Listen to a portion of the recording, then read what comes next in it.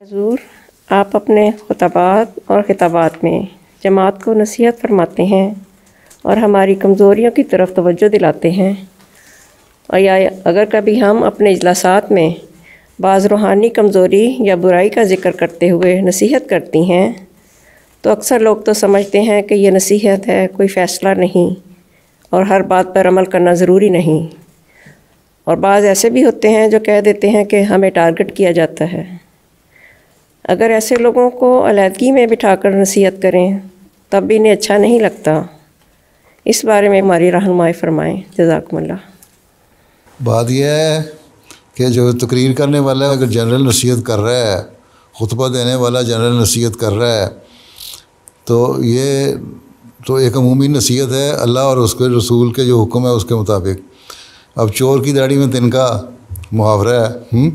اب ایک شخص میں اگر یہ کمزوریاں پائی جاتی ہیں تو وہ کہتے ہیں نہیں، مجھے ہی تم نے ٹارگٹ کیا ہے کیونکہ میرے اندر ہی کمزوریاں پائی جاتی ہیں۔ تو یہ تو اس کی کم ظرفی ہے یا بیوقوفی ہے جو ایسی باتیں کر رہا ہے۔ حالانکہ نصیحت مجموعی طور پہ کی جا رہی ہے، اور اگر اس میں ہیں کمزوریاں تو اس سے تو سبق سیکھنا چاہیے، اس کو اللہ کا شکر ادا کرنا چاہیے اور اس بندے کا شکر ادا کرنا چاہیے کہ اس نے مجھے اس طرح توجہ دلائی تاکہ میں صحیح احمدی مسلمان بن جاؤں۔ کئی لوگ مجھے خط لکھتے ہیں کہ آپ خطبات جب دے رہے ہوتے ہیں بہت ساری باتیں ایسی ہوتی ہیں، بعض دفعہ تاریخی باتوں میں ہی بعض باتیں ایسی آ جاتی ہیں، لگتا ہے کہ آپ ہمارے متعلق بات کر رہے ہیں اور ہماری اصلاح کی کوشش کر رہے ہیں، اور اپنے آپ کو ہم جائزہ لیتے ہیں اور پھر شرم آتی ہے، اپنی اصلاح کی کوشش ہم کرتے ہیں۔ تو ایسے بھی ہیں جو سبق لینے کی کوشش کرتے ہیں، لیکن جو ڈھیٹ لوگ ہیں، اثر ہی نہیں جن پہ ہونا کسی بات کا، اور دوسروں پہ الزام انہوں نے دیتے رہنا، ان پہ جو مرضی آپ کہہ لیں ان پہ اثر ہی نہیں ہوگا۔ ان کے لیے پھر دعا ہی کر سکتے ہیں کہ اللہ تعالیٰ ان کو عقل اور سمجھ دے اور ان کو یہ سمجھنے کی توفیق دے کہ وہ حقیقی احمدی بن جائیں۔ اگر تقویٰ سے کام لیتے ہوئے نصیحت کرنے والا، تقریر کرنے والا، یا اگر مرد کوئی ہے یا امام ہے یا مربی ہے، خطبہ دینے والا خطبہ میں باتیں کر رہا ہے، تو وہ پہلے تو دعا کر کے جائے کہ اللہ تعالیٰ میری زبان میں تاثیر رکھ دے کہ میں جو بھی کہوں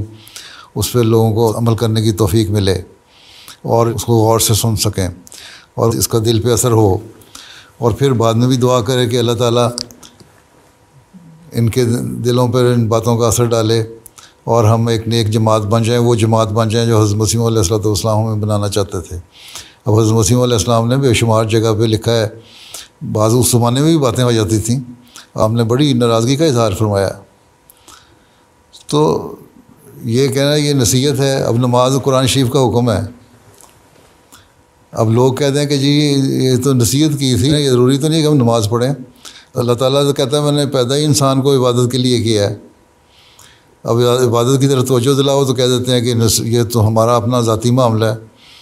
اگر اتنا ہی ذاتی معاملہ ہے انسان کا نمازیں پڑھنا یا نہ پڑھنا، تو حضرت صلی اللہ علیہ وسلم نے یہ کیوں فرمایا کہ میرا دل چاہتا ہے جو عشاء کی نماز پہ نہیں آتے ان کے گھروں کو جا کے آگ لگا دوں؟ یہ کوئی مقصد ہے نا؟ نہیں تو آپ تو رحمت للعالمین ہیں، آپ تو نہیں کہہ سکتے ہیں، آپ تو ہر ایک کے لیے رحمت و شفقت ہے کہ جو نمازیں نہیں پڑھتا اس کو سزا دوں۔ تو یہ چیزیں بتاتی ہیں کہ انسان کو نصیحت کرنا ضروری ہے، اور جن کو نصیحت کی جاتی ہے ان کو بھی ذاتیات پہ نہیں آ جانا چاہیے، بلکہ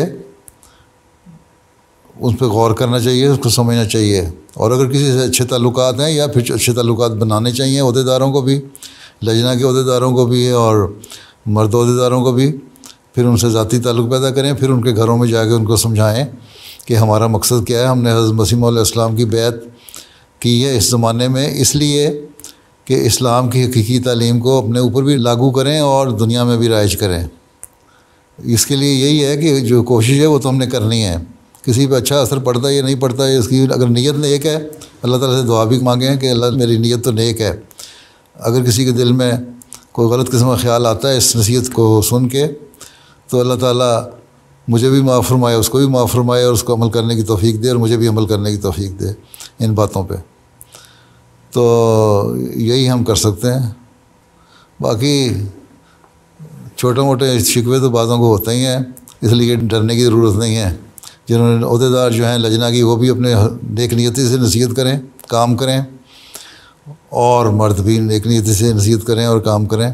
تو انشاءاللہ تعالیٰ کم از کم اگلی نسل تو بہتر ہو ہی جائے گی، اول تو آپ لوگ خود بھی ہو جائیں گے بہتر سارے۔